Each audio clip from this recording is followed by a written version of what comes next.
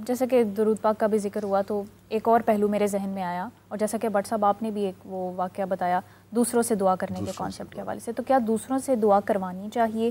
اس کے کوئی فوائد حاصل ہوتے ہیں؟ کیونکہ یہ ڈاکٹر صاحب ہمارا ایک عمومی رویہ ہے، ہمارا ایک عمومی رویہ ہے کہ ہم اکثر لوگوں سے کہتے ہیں کہ ہمیں اپنی دعاؤں میں یاد رکھیے گا، اور دوسروں سے، جبکہ اللہ کہتا ہے بندے میں تیری شارک سے زیادہ قریب ہوں، تو یہ جو دوسروں سے دعا کروانے کا جو ایک تاثر ہے یا کانسیپٹ ہے، اس کے بارے میں کچھ بالکل درست کانسیپٹ ہے، اس میں کوئی حرج والی بات نہیں۔ ایک روایت میں آتا ہے کہ تم معصوم زبان کے ساتھ دعائیں کرو۔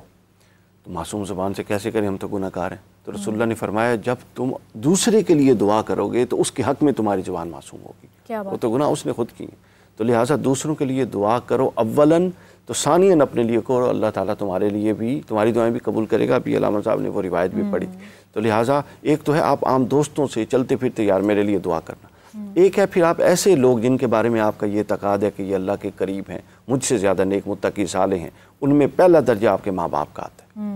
آپ بعد میں کسی پیر فقیر کے پاس جائیں گے، سب سے پہلے اپنے ماں باپ، تو آپ ماں باپ سے کہیں ہمارے لیے دعا کریں، بہن بھائیوں سے کہیں دعا کریں، پھر اس کے بعد کوئی بزرگ ہے، عالم ہے، نیک آدمی ہے، اس سے کہیں آپ کے لیے دعا کریں۔ بیماروں کے حوالے سے بھی کہا جاتا ہے کہ ان کی دعا، بیمار کی دعا قبول ہوتی ہے، مسافر کی دعا قبول ہوتی ہے، روزہ دار کی دعا قبول ہوتی ہے، اور آپ سمجھ لیں مظلوم کی دعا قبول ہوتی ہے، اور اس کے بعد سحری کے وقت دعا قبول ہوتی ہے، پھر جمعہ کے دوران جمعہ کے دن ایک گھڑی ایسی ہے، رسول اللہ صلی اللہ علیہ وسلم نے فرمایا صحیح بخاری میں کہ اس وقت اس کی دعا قبول ہوتی ہے، افطار کے وقت دعا قبول ہوتی ہے۔ تو یہ رمضان میں تو پیکج ہی پیکج ہے، یعنی جب آپ ہاتھ اٹھا کے بیٹھتے ہیں سارے دن کے بھوک پیاس کے بعد، تو کیا آپ کا رب جس کے لیے آپ نے بھوک پیاس بغیر کسی مقصد کے تھوڑی گزاری ہے، کسی مقصد کے لیے، تو جس کے لیے یہ ساری برداشت کیا، کیا وہ آپ کی طرف متوجہ نہیں ہوگا؟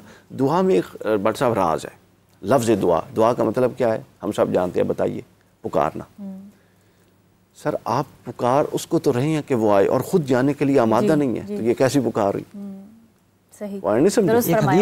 ایک حدیث ہے جی۔ اور میں یہ بھی جاننا چاہوں گی آپ سے کہ دوسروں کے توسط سے یا کوئی وسیلے سے دعا مانگنا یہ کیسا ہوتا ہے؟ بہت اچھا، جیسے درود بھی ایک وسیلہ بنا دعا کے لیے، کیا اور ہستیاں بزرگ یہ بھی دعا کے لیے وسیلہ بن سکتے ہیں؟ جی بالکل بن سکتی ہیں، اسے کہتے ہیں توسل کہتے ہیں جی، ان کو وسیلہ بنانا۔ اور اللہ رب العزت قرآن مجید میں بھی اس طرح اشارہ فرماتے ہیں، جیسے حضرت عیسیٰ علیہ السلام کو وجیہن کہا گیا ہے، حضرت موسیٰ علیہ السلام کو وجیہن کہا گیا ہے، اللہ کے ہاں باعزت باعظمت، ان کو وسیلہ بنانا، انبیاء کو وسیلہ بنانا، رسول کو بنانا۔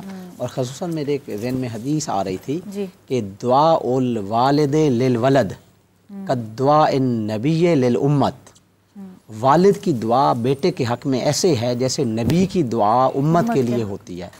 جس طرح نبی کی دعا امت کے حق میں قبول ہوتی ہے، اسی طرح والد کی دعا جو ہے وہ بھی بیٹے کے حق میں قبول ہوتی ہے، تو یقیناً رد نہیں ہوتی۔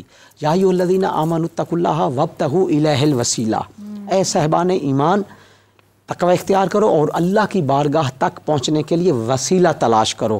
وابتغوا الیہ الوسیلہ، اللہ کی بارگاہ تک پہنچنے کے لیے وسیلہ کیا ہے؟ وسیلہ یہ انبیاء ہیں، رسول ہیں، ائمہ معصومین ہیں، ان کا وسیلہ دیں تو اللہ رب العزت کبھی بھی دعا رد نہیں فرماتے۔ دیکھیں کچھ ایسی دعائیں ہیں جو منقول ہیں، مروی ہیں۔ مثلا میں مثال دیتا ہوں، قرآن مجید کی آیت پڑھتا ہوں، سورہ بقرہ کی آیت ہے، فَتَلَقَّىٰ آدَمُ مِن رَبِّهِ بِکَلِمَاتٍ فَتَابَ عَلَيْهِ إِنَّهُ هُوَ التَّوَّابُ الرَّحِيمُ۔ حضرت آدم نبینا و ابونا، سب سے پہلے نبی، اور ہمارے باپ، ہمارے جد، ہمارے بزرگ، ان کو جب اللہ رب العزت ان سے ترک اولا ہوا تو ان کو حکم ملا کہ آپ اللہ کے حضور دعا کریں۔ فَتَلَقَّىٰ آدَمُ مِن رَبِّهِ، آدم نے سیکھے اپنے رب کی طرف سے بے کلمات، چند کلمات، فَتَابَ عَلَيْهِ، ان کلمات کے توسل سے اللہ رب العزت سے دعا کی، اللہ رب العزت کو پکارا، فَتَابَ عَلَيْهِ، ان کی توبہ قبول ہوئی۔ تو وہ کلمات کون تھے؟ وہ کلمات پنجتن پاک کے نام تھے۔ اصول کافی میں یہ روایت موجود ہے، ہماری جیسے ہمارے بھائیوں کی کتابیں ہیں سیاہ ستہ، حدیث کی بڑی کتابیں ہیں، ہمارے اہل تشیع میں حدیث کی جو بڑی کتابیں ہیں قرآن مجید کے بعد وہ کتب اربع ہیں، ان میں ایک اصول کافی بھی ہے۔ اصول کافی وہ کتاب ہے جو ہمارے 11ویں امام اور 12ویں امام کی موجودگی میں لکھی گئی ہے، محمد بن اسحاق یعقوب کلینی نے لکھی ہے، بہت کمال کی کتاب ہے۔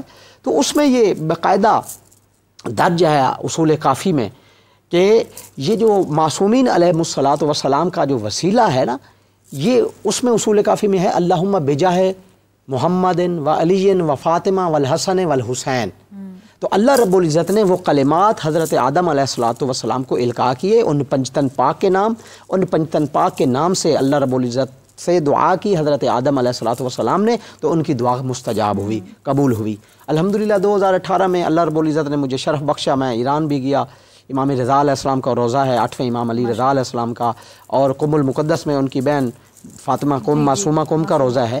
اور عراق میں تو حضرت علی جو باب العلم ہیں، رسول اللہ کے شاگرد ہیں، رسول اللہ کے داماد بھی ہیں، رسول اللہ کے شاگرد بھی ہیں، رسول اللہ کے چچا زاد بھائی بھی ہیں، رسول اللہ کے نائب بھی ہیں. ہر سوائے جنگ تبوک کے ہر جنگ میں ہر موقع پہ نبی کے ساتھ ساتھ ہیں.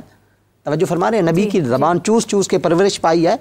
تو وہ حضرت علی علیہ السلام کے روضے پہ گیا، مولا امام حسین علیہ السلام کے روضے پہ کربلا میں گیا، سیریا شام میں بھی گیا، بی بی زینب سلام اللہ علیہ کے روضے پہ. وہاں اذن دخول لینا ہوتا ہے، پھر دعائیں کرنی ہوتی ہیں. تو وہاں جو کتابیں رکھی ہوتی ہیں عربی میں، تو وہ ہم نے کتابیں دعائیں پڑھی ہیں.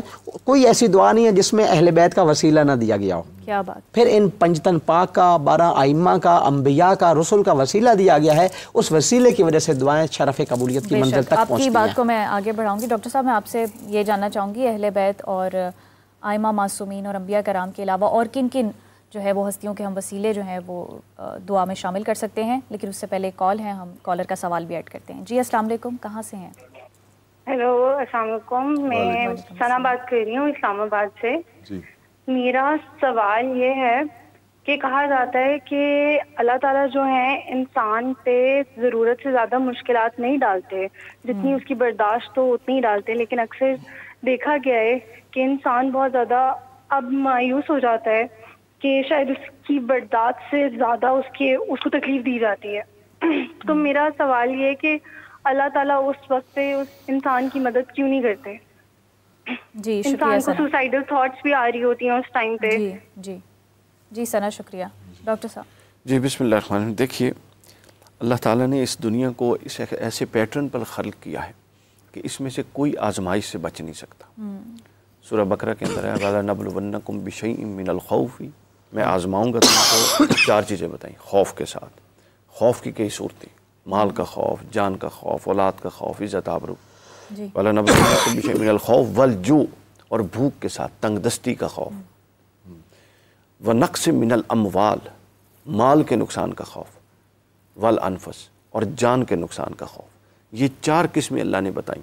اور دوسری جگہ فرمایا اَيَحْسَبُ النَّاسُ، کیا لوگ یہ سمجھتے ہیں اَن يُتْرَكُوا کہ ان کو چھوڑ دیا جائے گا اور ان کو کسی آزمائش میں مبتلا نہیں کیا جائے گا. دیکھیے، اللہ نے ہمارے لیے ایک جنت کا گھر تیار کر کے رکھا ہے، یہ سمجھنے کی ضرورت ہے. اس کے لیے یہ کوالیفیکیشن کا پورا دنیا کوالیفیکیشن کرائٹیریا ہے.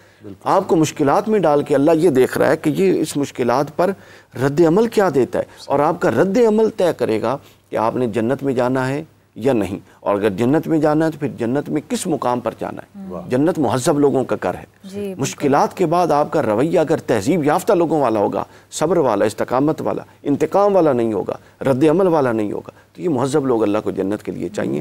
لہٰذا ان مشکلات کو یہ مت سمجھیے، کوئی مشکل ہمیشہ کے لیے نہیں ہوتی. ٹھیک ہے، تو مشکلات بھی آتی ہیں، پلٹ کے آسان ان مال اسر مصائب کا گھر ہے. تو لہٰذا آپ نے اس پر صبر کیا، اور یہ دیکھنا ہے کہ آپ کا رب آپ کا رویہ دیکھ رہا ہے کہ میرا بندہ اس مشکل پر رد عمل کیا دیتا ہے، اور وہ رد عمل آپ کا اجر تعین کرے گا. بے شک. اور یہ ٹینڈنسی اللہ تعالیٰ نے ہمارے اندر رکھی ہے اس کو برداشت کرنے کی. جو مشکلات آتی ہیں تو وہ آپ کا اسٹیمنا اور کیپیسٹی بڑھاتا جاتا ہے. صاحب عام طور پہ ڈاکٹر صاحب، میں نے بٹ صاحب معذرت، میں نے وسیلے کے حوالے سے سوال کیا. وہ میں بتا دوں. دیکھیے، ایک اصولی بات سے نشین ہمارے یہاں پر ہے نا، کنٹروورشل بات ہے، اور لوگوں کو تھوڑی سی ہے کنٹروورشل. میں عرض کر، اصول یہ ہے کہ دعا صرف اللہ سے کی جائے گی. کسی اللہ کے علاوہ کسی سے دعا نہیں کی جا سکتی. اب اگلی بات کہ دعا کرنے میں احادیث کے اندر کثرت سے موجود ہے. اللہ تعالیٰ کے اسماء کا وسیلہ دیا جا سکتا ہے، اللہ تعالیٰ کے خود انبیاء کا وسیلہ دیا جا سکتا ہے. اچھا، اب تینوں چیزیں قرآن میں موجود ہیں کہ نبی نے نبی کا وسیلہ دیا، یہ بھی قرآن میں موجود ہے. نبی نے غیر نبی کا وسیلہ دیا، یہ بھی قرآن میں موجود ہے. اور غیر نبی نے نبی کا وسیلہ دیا، یہ بھی قرآن میں موجود ہے. اچھا، حضرت مریم سلام اللہ علیہ اپنے حجرے میں بیٹھی ہیں اور ان کے پاس پھل آ رہے ہیں. اب وہ نبیہ نہیں ہیں، یہ ذہن میں رکھے، وہ ولیہ ہیں. حضرت مریم نبی نہیں ہیں. اور ان کے باہر ان کے پھل دیکھتے ہیں، بے موسمی پھل. حضرت زکریا کہتے ہیں کہ یہ کہاں سے آتے ہیں؟ وہ فرماتی ہیں میرا اللہ پہ ہی تھے.